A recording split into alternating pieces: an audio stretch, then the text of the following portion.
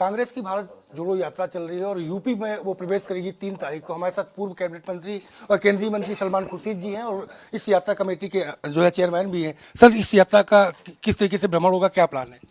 देखिए, तीन डिस्ट्रिक्ट्स में यात्रा आ रही है। गाजियाबाद से शुरू होगी, फिर बागपत जाएगी, बागपत से शामली के बाद फिर हरियाणा में प्रवेश करेगी। ये कांग्रेस के उत्तर प्रदेश के कार्यकर्ताओं को विशेष आग्रह पर पहले जो यात्रा की लाइन बनी थी उसमें उत्तर प्रदेश नहीं आ पा रहा था।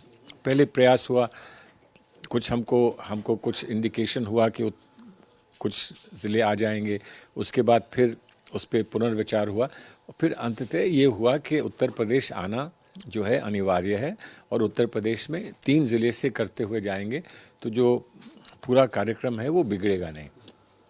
तो इसलिए उत्तर प्रदेश को 3 ज़िले मिले हैं, 3 दिन मिले हैं, 3 के 4 दिन भी हो सकते हैं, लेकिन हम ये समझते हैं कि हमारे लिए एक ये बहुत बड़ा अवसर है और इस अवसर का हम इसका सही उपयोग कर लें। एक तो हम सही संदेश दे दें राहुल जी को कि जैसे जैसे उनको हर जगह रिस्पांस मिला है उससे कम उत्तर प्रदेश में नहीं मिलेगा, और अगर हमारी सरकार नहीं है, सरकार हमारे विपरीत है, तब भी हम करके ये दिखाएंगे कि हम उनसे दिल से जुड़े हैं और जब वो मोहब्बत की बात कर रहे हैं तो उनको मोहब्बत का ही प्रदर्शन हम करके दिखाएंगे। सबसे बड़ा सवाल है कि पिछले 3 दिनों से कोविड का जो मामला है वो तेजी से बढ़ रहा है। पीएम से लेके सीएम तक सभी में समीक्षा बैठकें कर रहे हैं, तो उस बीच में कैसे निकाल पाएंगे?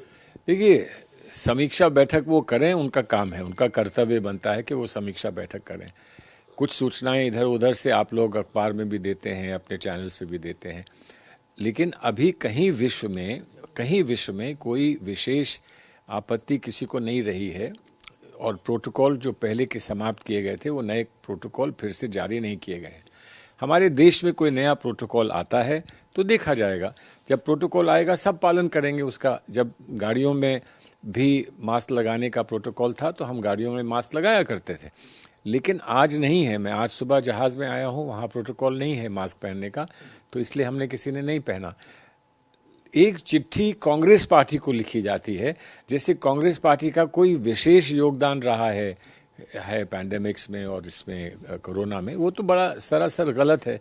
अगर किसी से बात करनी है तो सबसे पहले अपने आप से बात करें कि उनके अपने कार्यक्रम चल रहे हैं, प्रधानमंत्री के अभी कार्यक्रम हुए हैं, खुले आम सबकी दुनिया के सामने वो कार्यक्रम हुए हैं, तो उन पर रोक लगाने की बात करें। जो प्रोटोकॉल वो इस्तेमाल करेंगे अपने लिए, वही प्रोटोकॉल हमारे लिए इस्तेमाल कर सकते हैं।